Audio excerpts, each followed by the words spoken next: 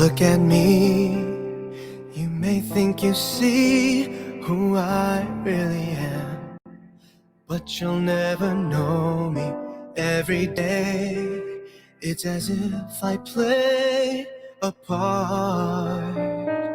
Now I see, if I wear a mask, I can fool the world, but I cannot fool my heart. Who is that girl I see, staring straight back at me? When will my reflection show who I am inside? I am now in a world where I have to hide my heart and what I believe in, but somehow I will show the world what's inside my heart and be loved for who I am. Who is that girl I see, staring straight back at me? Why is my reflection someone I don't know? Must I pretend that I'm someone else for all time? When will my reflection show who I am inside? There's a heart that must be free to fly, that burns with a need to know the reason why. Why must we all conceal what we think, how we feel? Must there be a secret me I'm forced to hide? I won't pretend that I'm someone else for all time. When will my reflection show who I am inside?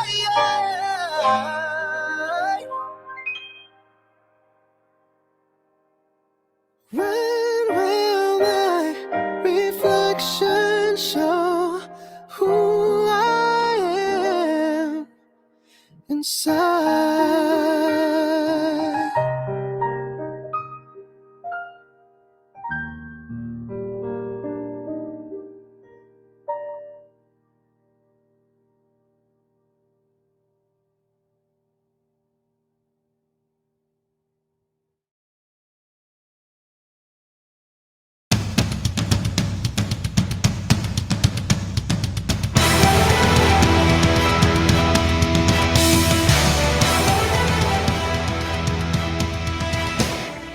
Let's get down to business, to defeat the Huns. Did they send me daughters when I asked for sons? You're the saddest bunch I ever met, but you can bet before we're through, Mr. I'll make a man out of you. Tranquil as a forest, but on fire within. Once you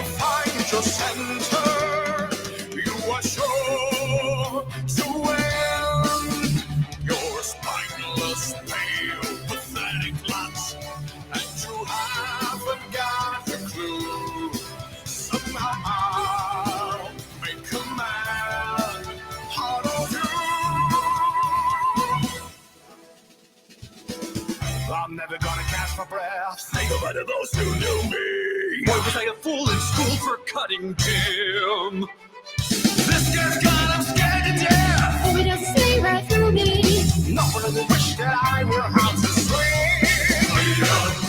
When my spit swift as a coursing river, with all the force of a great typhoon, with all the strength of a raging fire, mysterious as the dark side of the moon.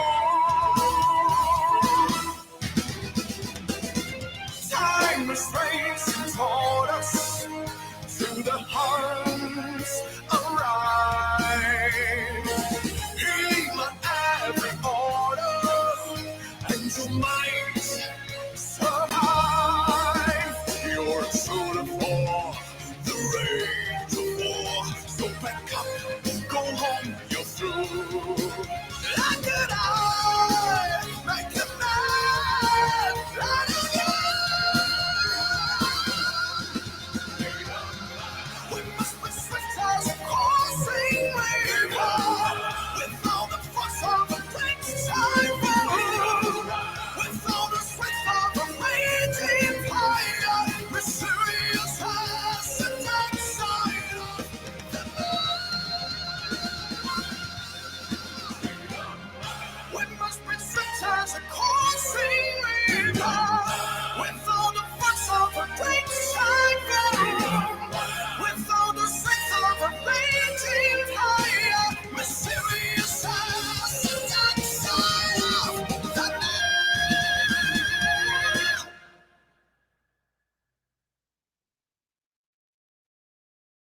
moon. When a humble bard graced to ride at home with Geralt of Rivia, along came this song.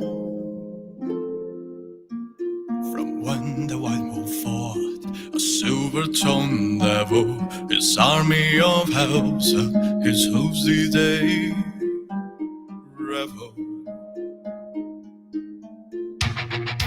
They came after me with masterful deceit, broke down my loot and they kicked in my teeth.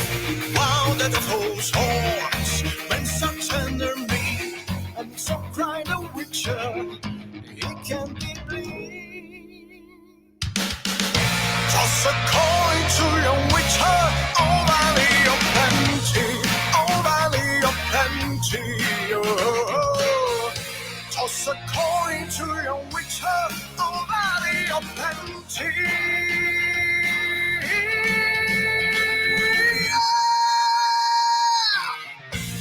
At the edge of the world, fight the mighty horde that natures embrace you and bring to the mold.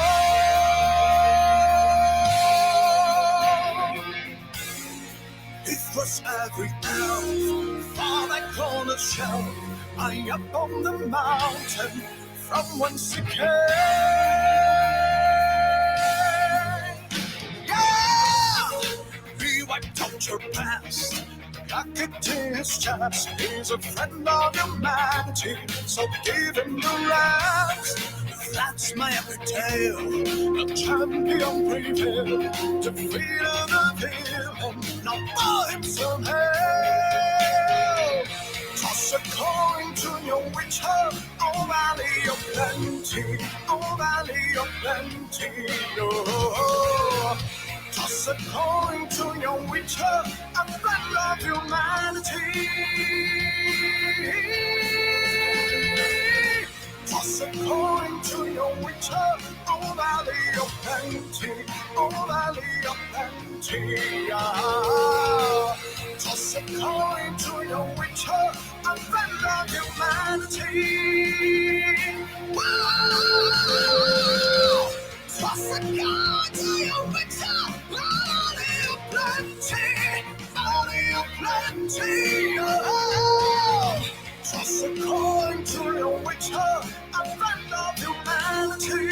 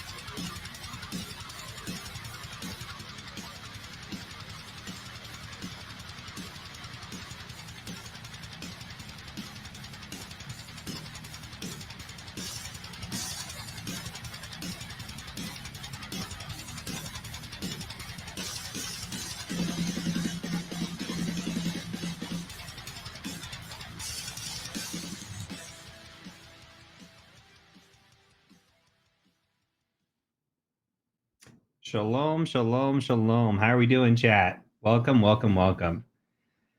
Yet another fine day. It's a Friday, week 9, day 18. We are covering our last capstone box. You should feel pretty good about yourselves. So I'm going to go ahead and do what I do best, and that is take attendance from you guys. And so today our attendance code is going to be Pirates Booty. Yes, I'm going to make every single one of you type Pirates Booty if you want your attendance to be tracked today.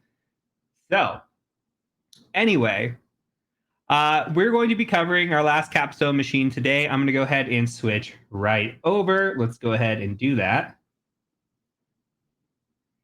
And welcome again to week 9, day 18. I checked today, and we are now 36% of the way through the course. That's pretty cool. You cannot know how excited I am to get through this whole process. It has been exhausting. Anyway, with that in mind, today we're going to still be covering a capstone / course review. And also for all of you cool kids and cool cats and kittens, Jenkins is not spelled with an L. You took an L if you thought so. All right? Just so you know. Just so you know.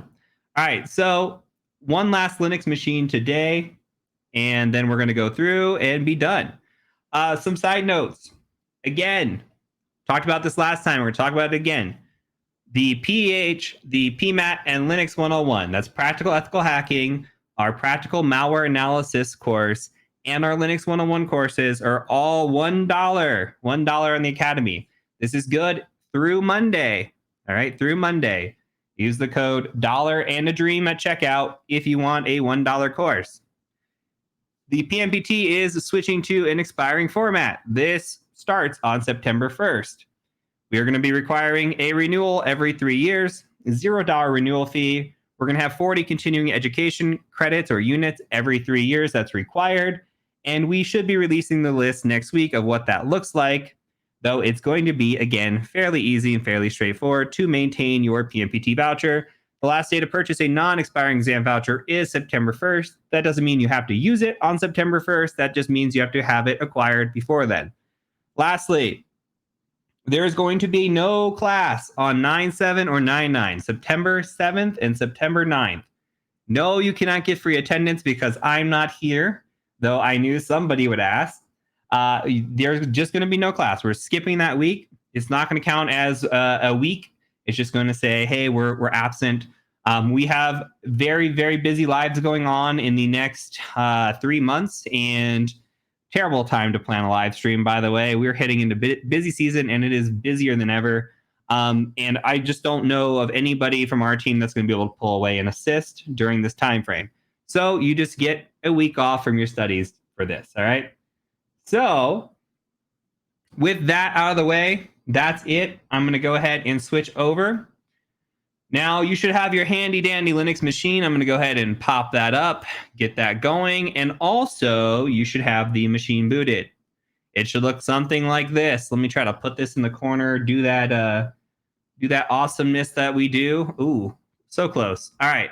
So, again, your username should be root. And password is TCM. Root, TCM, same thing we've been doing. All right.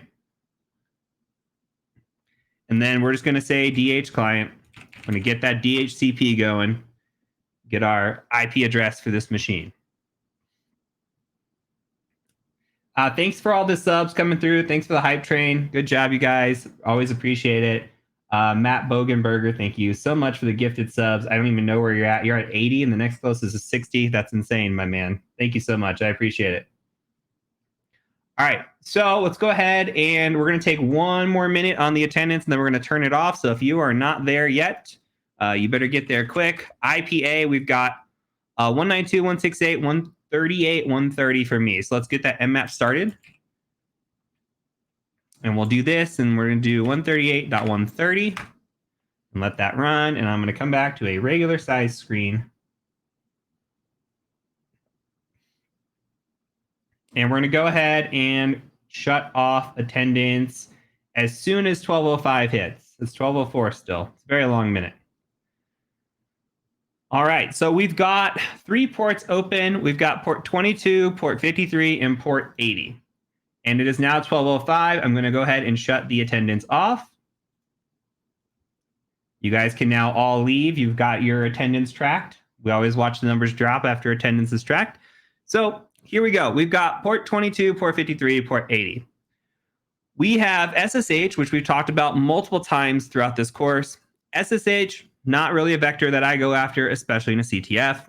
We've got 53, and 53 can have some vulnerabilities related to it, though it's not common, okay? Not very common at all. But there is DNS on this machine, and we know DNS if we know networking. It's domain name resolution, essentially, right? We're tying an IP address to a name. So why are we doing DNS on this machine? Well, I'll have to figure that out. We do get a bind version that we're running Debian, so we understand that there's Debian Linux running. That's kind of nice. All right. And we've also got port 80 open for Nginx, and that's about it. So this kind of looks familiar to what we were doing before, right? So let's go ahead and take a look. Now we're going to fuzz this, and we're going to do a little bit of fuffing. Let's also go out to the website and just take a look at what we have. Today, by the way, class should be a pretty short day. I'm going to hold your hand a little bit less, only because we've been through this process over and over again. So I'm going to speed up a little bit of the walkthrough, though I'm not going to go too terribly fast. We need to go to 192.168.138.130. While we do this, let's go ahead and get our fuffs going. How about that? So I'm going to tab this up. Actually, let's just do a sudo, or no sudo, actually, don't need it. And then I'm going to change this to 130 here. So we've got a directory list of medium. We're fuzzing. I'm going to leave this up for a second. If you've been following along at all for the last 2+ weeks, this should already be a quick change of an IP address for you. All right. Should be a quick change of an IP address. So here's your word list. There's your IP. There's your fuzz command. All right. Immediately, it finds a directory called secret, it looks like. So we'll take a look at secret here in a second. But for now, let's go ahead and go back to the website. And we see welcome to Nginx. So this is nothing for us, right? One thing that I always do, and I've been trying to show you this methodology, is that we right-click and we view page source. Should always do that, because you never know what's lurking behind. Just because it says welcome to Nginx, maybe there's version information of Nginx in here or whatever. There might be some clue or hint, especially in a CTF. Everything's a hint, all right? You see this? So we've got an Alec at blackpearl.tcm. Shout out, by the way, this box was created by Alec over at our TCM Discord. So you want to ping him and say, thanks, Alec. Yeah, I'm sure he would love that. Now, so we've got blackpearl.tcm as a little bit of a hint here. So we're kind of maybe seeing some information that we can gather. We also have that secret directory. So let's go ahead and just do a /secret.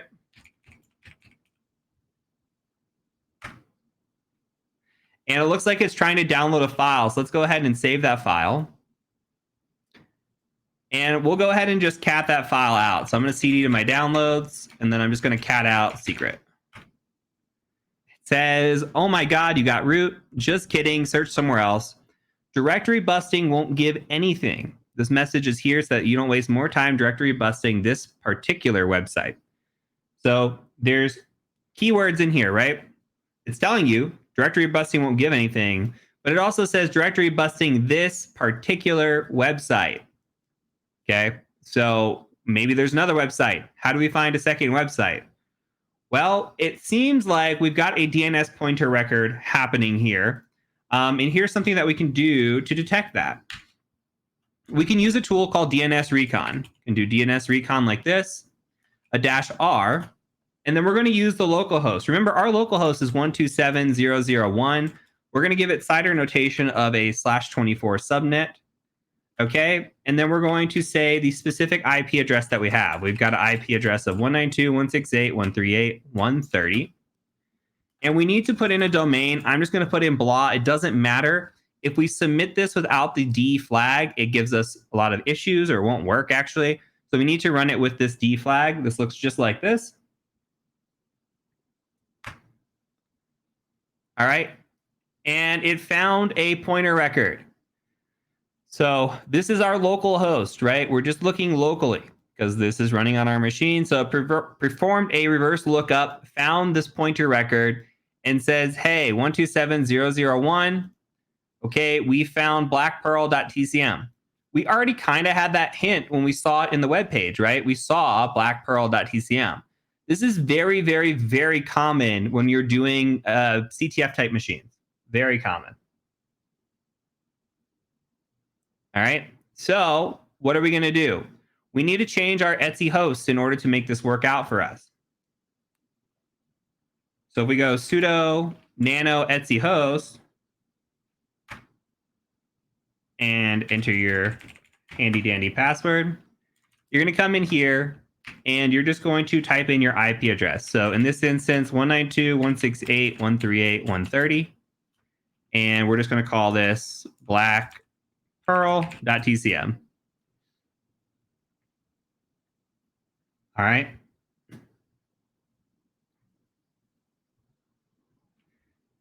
Okay, I'm going to go ahead and save that. Now, in theory, we should be able to check and see if that website exists. So let's go ahead and do that. So we're just going to go http blackpearl.tcm, hit enter. And look, we've got a new web page, new website, new everything. What is this? Well, we've got a PHP MyInfo page or PHP info page. We've talked about this before because we've seen this before. This is information disclosure. Again, if you saw this on a pen test, you would take a screenshot of this and say, no, client, you should not be doing this because it's revealing sensitive information. Again, we know we're on Linux, okay? We see a kernel type. We see AMD 64. We see we're on Debian, okay? We got a lot of information here. That's awesome. We also can look at the different configurations and settings that are here and see if those could help us out. So there's a lot of information disclosure in a PHP info page. The PHP info page is not the direction that this box wants you to go into, but I'm just pointing that out because there could be some useful information here if you ever do stumble across this. All right, so with that in mind, we're going to go ahead and do another directory busting on this. And instead of doing the IP address, we're just going to do blackpearl.tcm, just like this.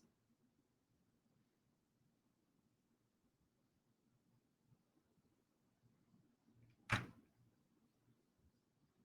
right. And it's going to find yet another directory. We've got navigate down here.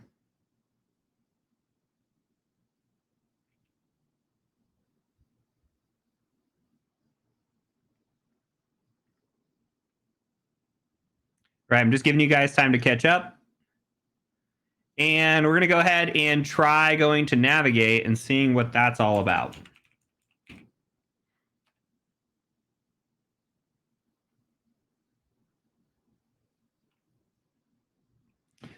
Okay, so we're brought to this page here, and it just says, hey, it's Navigate CMS, whatever the heck that is. We get a Navigate CMS version 2.8 down here, copyright of 2022, though it's cut off a little bit on my screen. Apologies. But you should be able to see the CMS 2.8 right here. All right.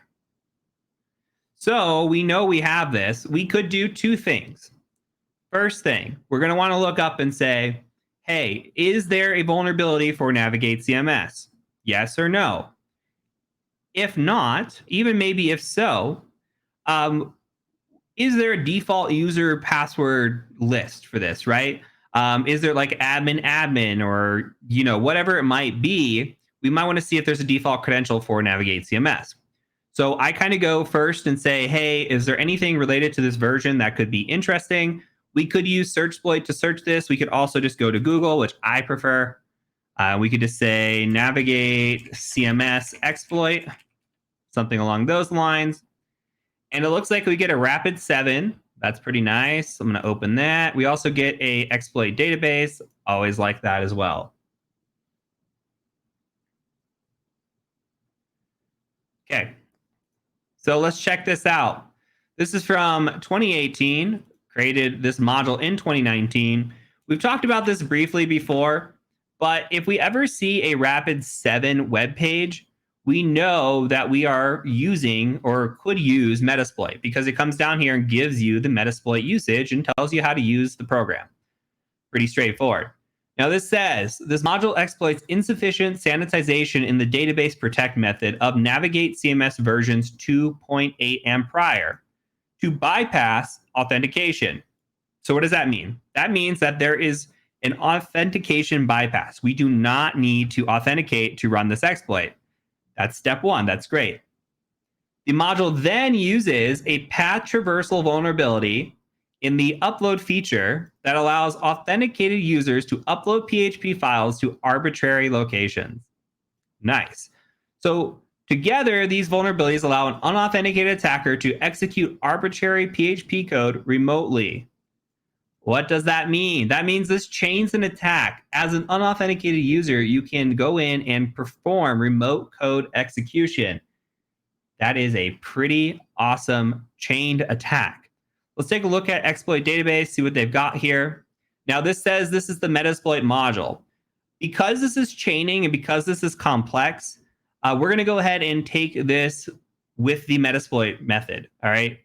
There's probably a custom chained one that's out there that's not in Metasploit, but we haven't used a lot of Metasploit up until this point. So I want to get you familiar with that as well, because regardless of what anybody tells you, Metasploit is an awesome and useful tool. So let's do that. We're going to take a look and see what we can do with Metasploit. So let's go ahead and do MSF console, get logged in there.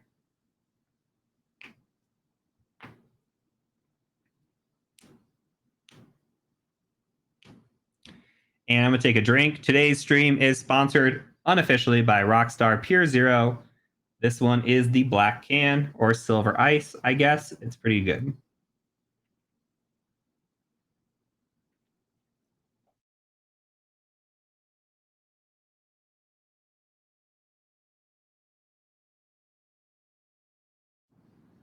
Okay, so I'm going to just cheat a little bit. We could search for navigate in here. I've shown you how to do that.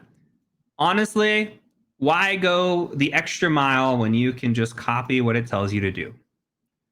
Slight script kiddies here today. Let's go ahead and just enter that. Okay, so we're using exploit multi HTTP, and we're doing the navigate CMS RCE. As always, we can come in here and type info, read about this. It's going to be the same thing that we saw already. It'll also show us our options, but it won't show us payload information. So instead, I like to type options. It's a little bit more detailed. So it says, hey, you need an R host, and we're actually going to need a virtual host as well. And I'll talk through that here in a second. What port are we on? We're on port 80. The folder is correctly navigate. So I think that's really it. This is our PHP interpreter reverse TCP. We're going to give this a go. This is, again, a staged payload. Look at that right there. Nice and neat. So we've got our L host already in. Our L port's fine. So we're going to go ahead and just do R host. So let's set our R host to 192.168.138.130 or whatever your IP address is. We also need to set the V host, all right? So we're going to set the V host to blackpearl.tcm, all right? Why are we doing that? Because if it tries to go to a web page here just on this port or this IP address, it's not going to find it. We have to tell it, hey, we've got a virtual host sitting here, all right?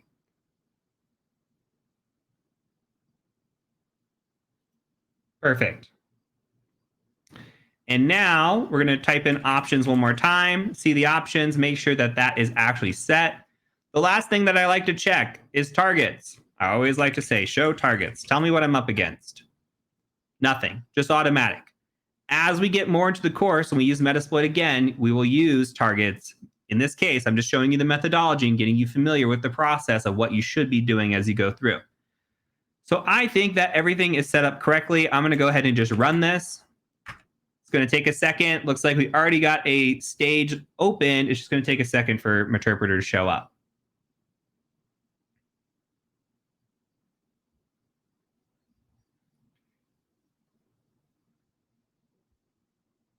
And I'm seeing if I miss any important questions through here. All right. If you're not tracking what DNS is, you might need a little bit of help on your networking skills.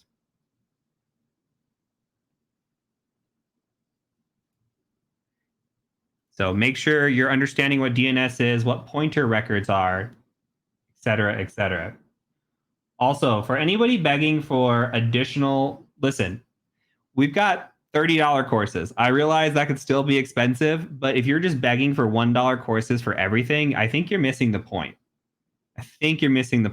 So don't come in here and be a beggar. Be thankful for what is provided to you, and be thankful that we're even running our courses for $1 with the ones that we are running, and not selling our courses for $1,500 or $2,500.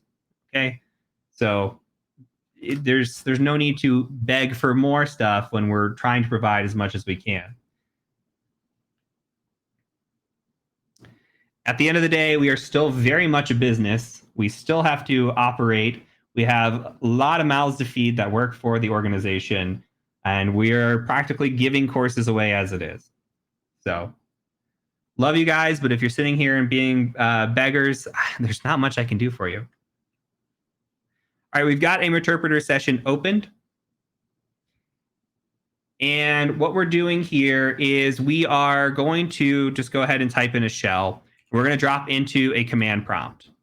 We're going to get into more Meterpreter shell types. This is like, I think the first time, maybe second time we've gotten a Meterpreter shell in this class. I think it's actually, no, it's second time. At this point, we want to make sure that, we understand the basics. And then as we go throughout this course, we're going to get more into what Meterpreter can do at a deeper level. And it can do a lot of awesome stuff. There's so much cool stuff that Metasploit can do beyond just running exploits.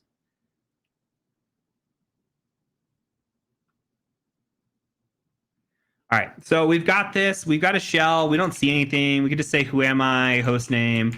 We're www-data, which means we have to do what? Escalate our privileges, because it's unlikely that we have any privileges here. Now, this is kind of a disgusting view. I don't like when we don't have anything, like we don't have a prompt or anything here. We just hit enter. We don't get anything back. I don't really appreciate that. So I'm going to show you how to improve this shell here. And what we can do is we can go out to Google and we can just type in something like TTY shell. And the first thing that you should see is a spawning shells guide, okay? The spawning shells guide right here.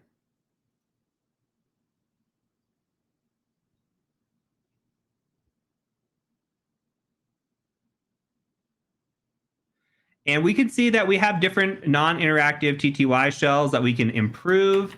So what I like to use here, and there's a bunch of different methods. So depending on what's available to you, we can use Python, we can use Echo, SH, Bash, Perl, etc.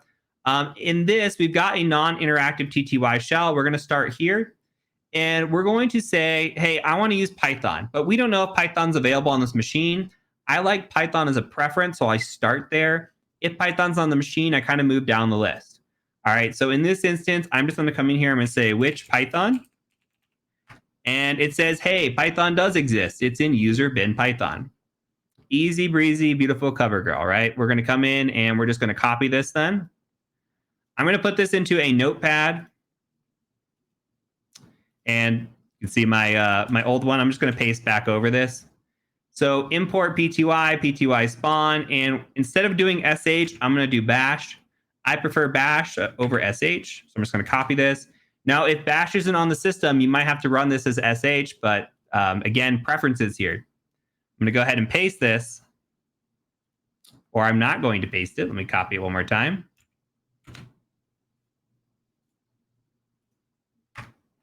Okay, now you see we get this actual shell here.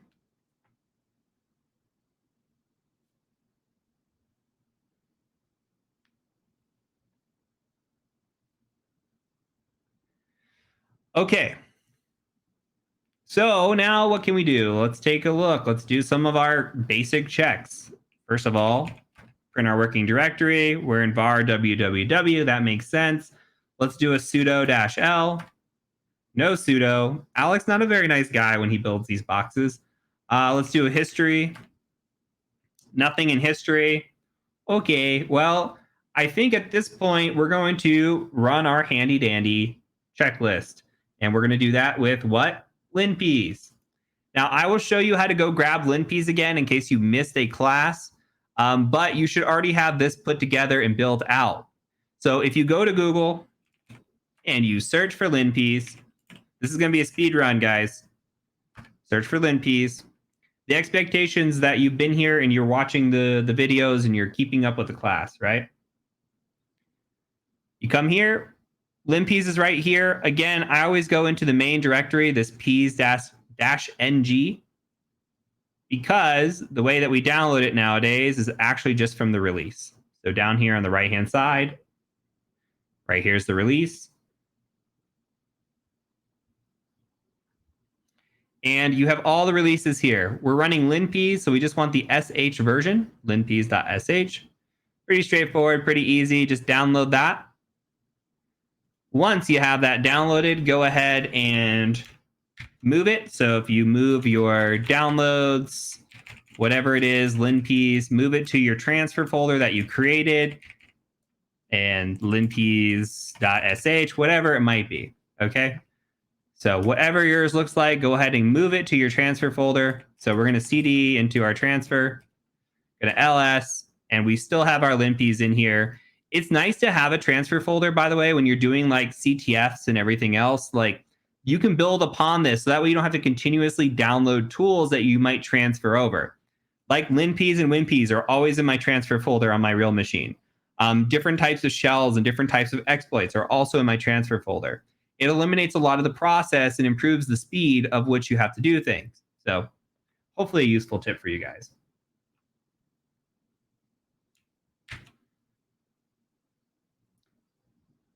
All right, so let's go ahead and Python 3, load up that HTTP server. We're going to come in here and we're going to just do a wget of this file. So it's cd over to temp. I like to put this in the temp folder. You can do a quick ls. Nothing really in here. All right, so we're going to go ahead and do a wget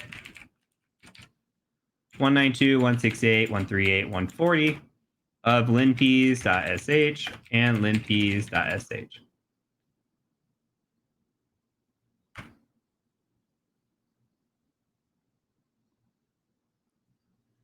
Okay, it looks like it downloaded. We can ls, confirm. Hey, linps.sh is in here. I don't know why we got an index.html, but we got that as well. So let's go ahead and chmod plus x on the linps. Hopefully this grabbed this correctly. And we're going to run linps, all right?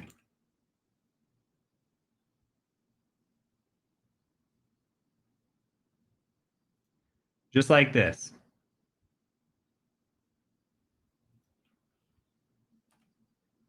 Okay, that's going to run. This will give me a second to catch up with all of you. Somebody asked for the DNS recon command. I will paste that in chat while this is loading.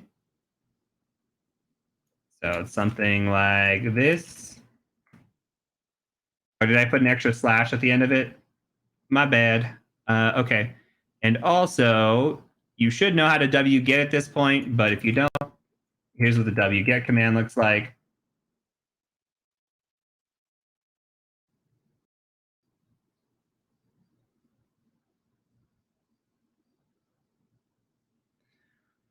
All right, let's scroll up to the top.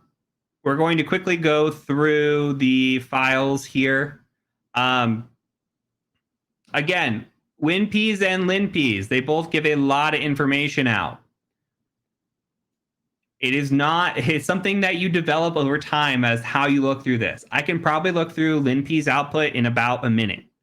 All right, like I can get through this whole thing in about a minute. So you just kind of have to eyeball and do an eyeball check.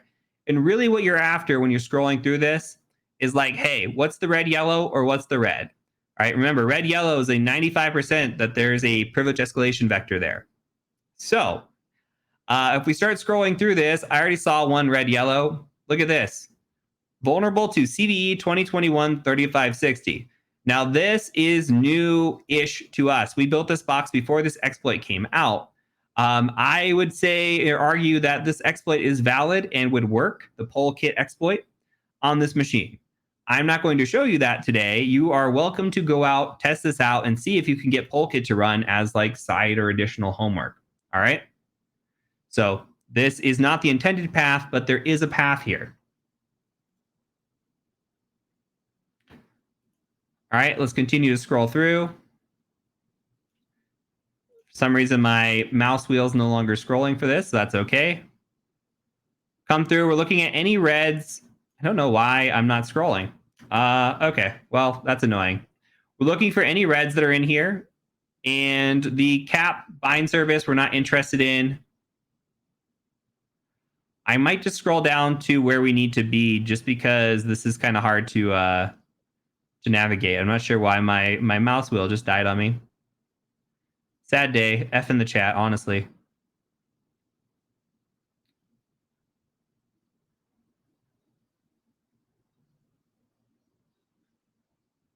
Okay, today we're going to be learning about SUIDs and SGIDs.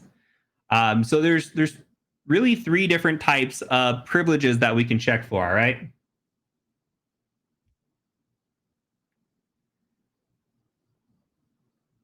So in this instance, what we're looking for is what is an SUID, SGID, or a sticky bit.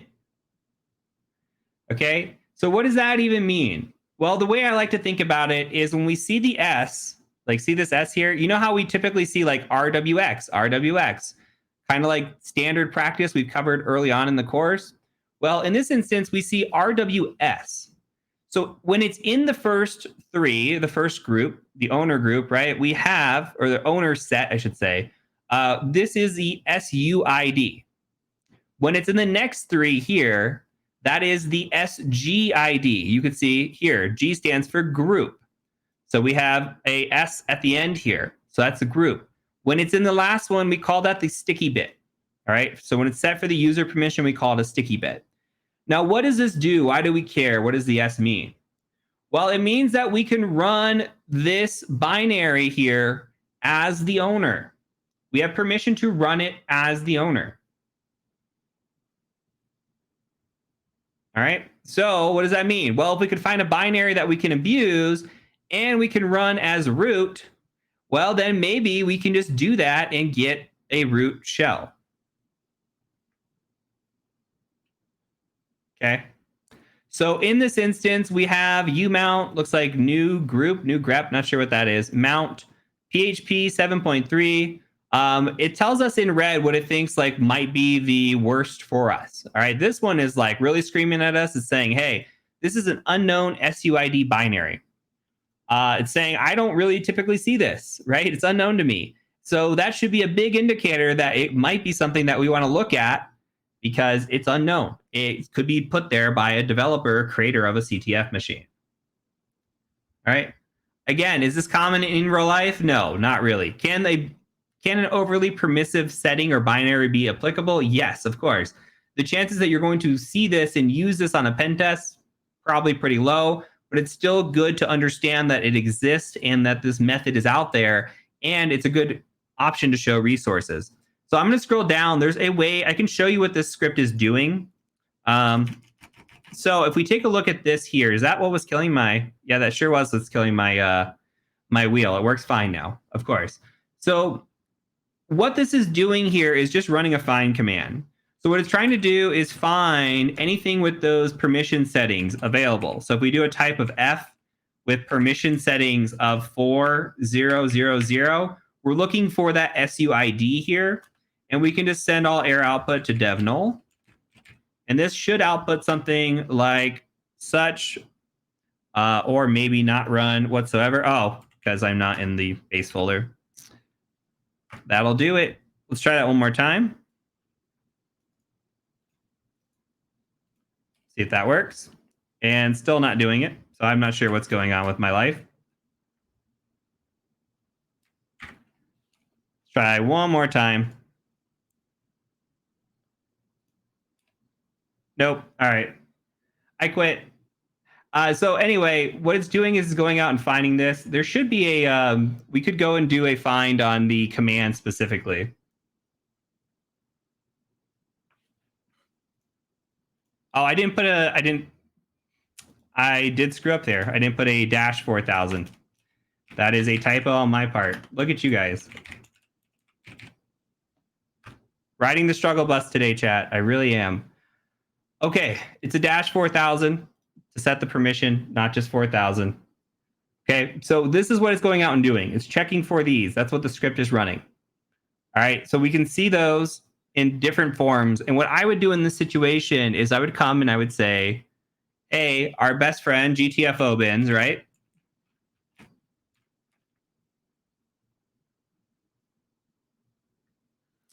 And what do we have here? We have perhaps an SUID elevation. Okay, and now when we have this SUID, we can search based on what we find. So we can come in here, we can start saying, hey, I know I've got this SUID, and we can go down the list. Like, okay, I've got U-mount. I've got, we can search for U-mount and see if U-mount exists within here. You can also just do a Control F. I think the search feature also works. There's no U-mount. But if we do search on PHP, we do see that PHP has the capability of doing an SUID privilege escalation.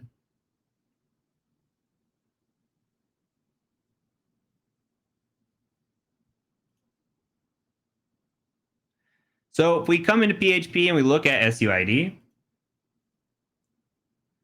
okay, it says if the binary has the SUID bit set, it does not drop the elevated privileges and may be abused to access the file system. Remember, we can use this to run as root. We can use this to run as root. So what we need to do is what it tells us down here. We don't have to do an install. We don't have to do a command. All we have to do is run this PHP command here, right? And this will execute bin sh as root for us. So I'm just going to copy from the -r because we're going to come down here and actually run it directly from this PHP 7.3. So we might do something like user bin PHP 7.3. We're going to call the binary. Okay, and then we're going to paste that selection. And we're not going to paste that selection. Let's see what happened there. I think I just copied it. And we're just echoing now. That's great. Let's go ahead and grab, I'm going to kill out of this shell. Control C, I'm going to shell back. Today is going as anticipated, chat. So copy this. So let's ls. Okay, so if we do a user bin PHP 7.3, we paste that. Or not. I don't know why my paste is getting terminated here. Let's copy this one more time. It's got to be how I'm going into chat or going. No, it's not working. All right. One more time. We'll just type it out.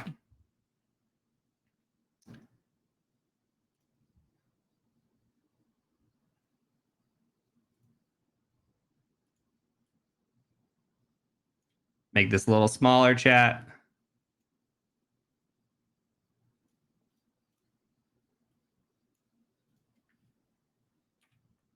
Okay, so make sure we're getting command. We are.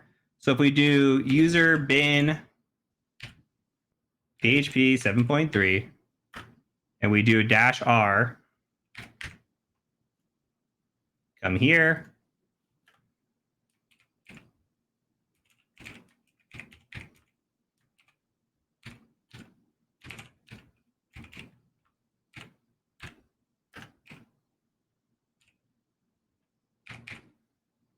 Something like this.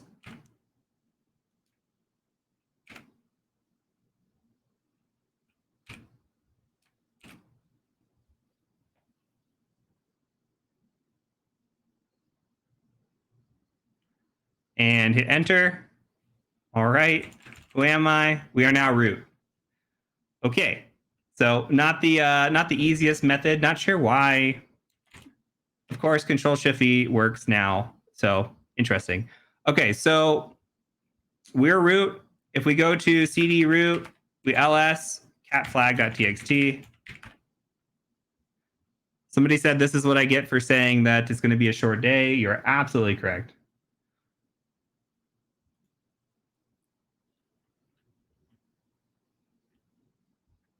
All right, so good job finding the domain name. May have been a little guessy, but the goal of this box is mainly to teach about virtual host routing, which is used a lot in CTFs.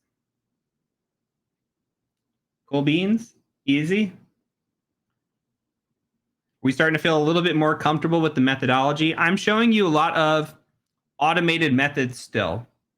We'll get into a lot of the manual tasks that we do, but only to show the logic that's behind it. Doesn't mean that you shouldn't use tools and what's available to you to automate and speed up the process. 9 times out of 10, I'm going to be using LinPs pretty much right away if I get onto a box, or WinPs. It's just an instant automated tool. I don't have to go through and search for every single last detail. All right.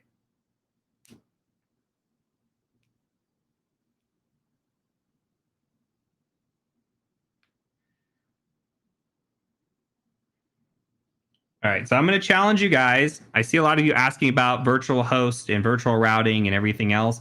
I'm going to challenge you to use your Google skills and see about this, okay? Like, go Google this. If you're not on a level of understanding basic network concepts, you need to backtrack. You need to make sure you're building a foundation of your skill set on top of the foundation of the basic stuff, right? You don't want to build a house on a weak foundation. You don't want to start hacking without knowing the basics. So if you do not know what this is, you need to go and research it. You need to go brush up on your networking skills. Okay, this is like networking 101. This isn't a networking course. So not trying to be tough on you, but a lot of you try to say, "Oh, hacking's really cool. I'm going to jump right into it. I'm going to get on this and I'm going to learn it." But you don't learn the basics. You don't bother to learn the basics, and if you skip over the basics, you're going to have a really hard time.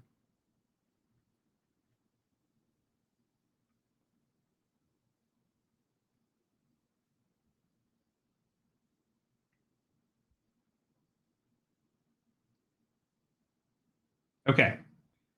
So I'm going to come back. We'll end early. We'll do our AMA.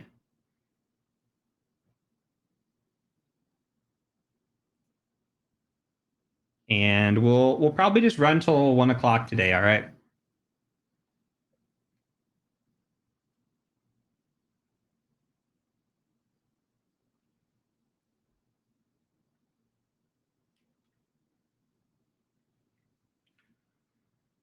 Are there any other reverse DNS tools like DNS Recon? Maybe. I've only ever used DNS Recon, but there's probably 10 tools that can do the same thing. If I'm being honest with you.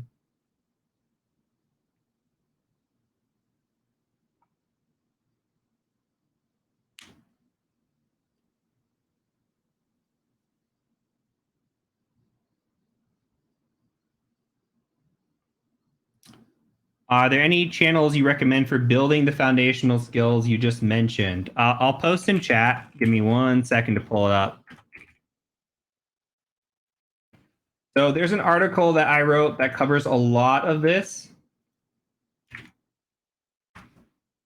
Called So You Want to Be a Hacker 2022 edition. It talks about the different courses that are out there, different options ranging from free to pretty cheap that can cover A+, Net+, coding, Linux, etc.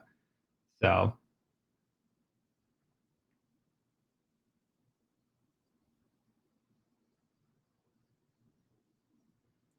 what's the best way to learn about SQL and SQL injection? I would say, honestly, just go to Portswigger Academy, and it's free. They have lessons. They teach you. It uses Burp Suite. I think that's a great starter set. Learning about SQL Map is very important as well. So I would say a combination of both.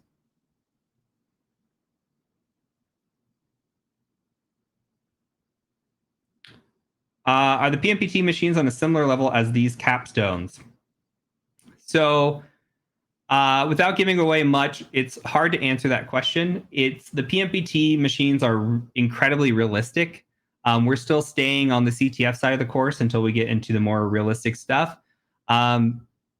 So to answer your question, no, they're completely different types of machines. So it's something that you'll just have to experience for yourself.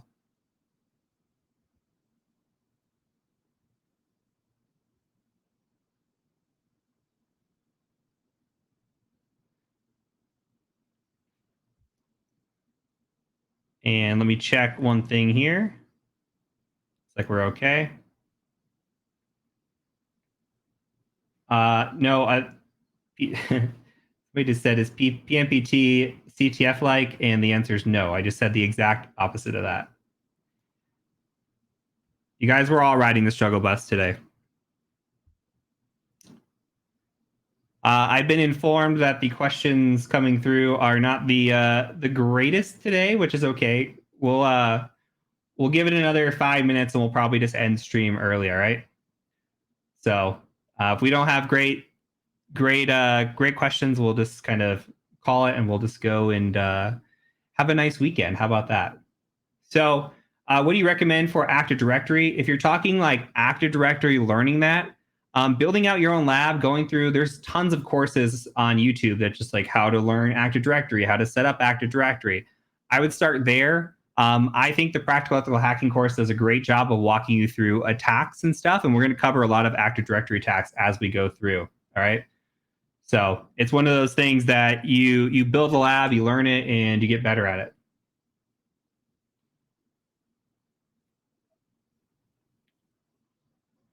Never have I ever used LinPeas, WinPeas, or I think MacPeas, right? I've never used any of those on a real engagement, no.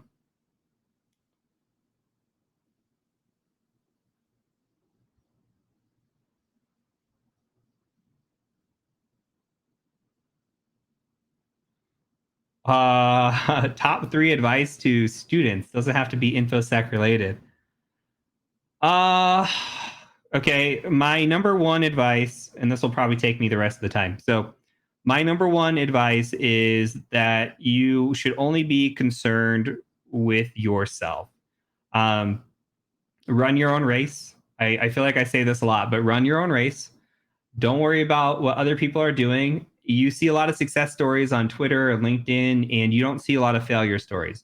You don't know what the timeline was that went into a certification or finding a certain bug bounty or whatever it might be. So you need to make sure that you're concerned about getting better than you were yesterday, and that should be your daily goal. You want to be a little bit better than you were the day before. And I like to always like correlate this to running a race. If you run a race in 10 minutes and somebody else runs it in 6 minutes, or you run a mile in 10 minutes and somebody runs a mile in 6 minutes, don't strive to just go run a 6-minute mile tomorrow. You don't know what training they went through, how long they've been running, what they've been doing in order to get to that point. And just because you ran a mile and they ran a mile at different paces doesn't mean you didn't both end up running a mile. So just because it takes you 2 years to get through a training and it takes somebody else 1 year to get through the same training, don't worry about that. Worry about yourself. Everybody learns differently. Everybody is focuses and adapts to things differently. So you need to make sure that you're only focusing on getting better in your own race. If you're running a 10-minute mile, challenge yourself to run 9 minutes and 59 seconds the next day. Little increments. Eventually, you will get to that 6-minute mile or close to it. All right. So I think that's my biggest advice. The other thing is you need to make sure that you understand what you're getting into. So if you're trying to get into the InfoSec field, you need to make sure that you understand that this is a very challenging environment. This is not an entry-level field. This is an advanced IT field. So with that in mind, this is an advanced field because it takes a lot of work to get into and it requires a lot of work to sustain. You have to always be studying. You have to be improving. You have to know what the latest and greatest exploits are. Because if you get complacent once you make it, you're going to get left behind by your peers. Your peers are always studying. They're interested in this field. They are adapting all the time. So if you're somebody that likes to get complacent, likes to check out, think that once you make it, you're just going to make a salary and cash in and be done, that is not the case. You have to stay on top of your game. You have to be training. All right. So I think there was 3 to 4 to 5 advices within that little spiel, but. And then we'll wrap it up here today, chat. We're gonna wrap it up here. So I don't have anybody lined up for rating. We're just gonna go ahead and call it a day. We'll call it Happy Friday and let you guys go early. And then I'm gonna go get some lunch and continue working on this pen test report I'm writing. So thank you guys. Appreciate it. See you next week. we'll send out information on Sunday as to what we're covering next week, so that way you can build out your lab and everything else as needed. So peace out. Appreciate it.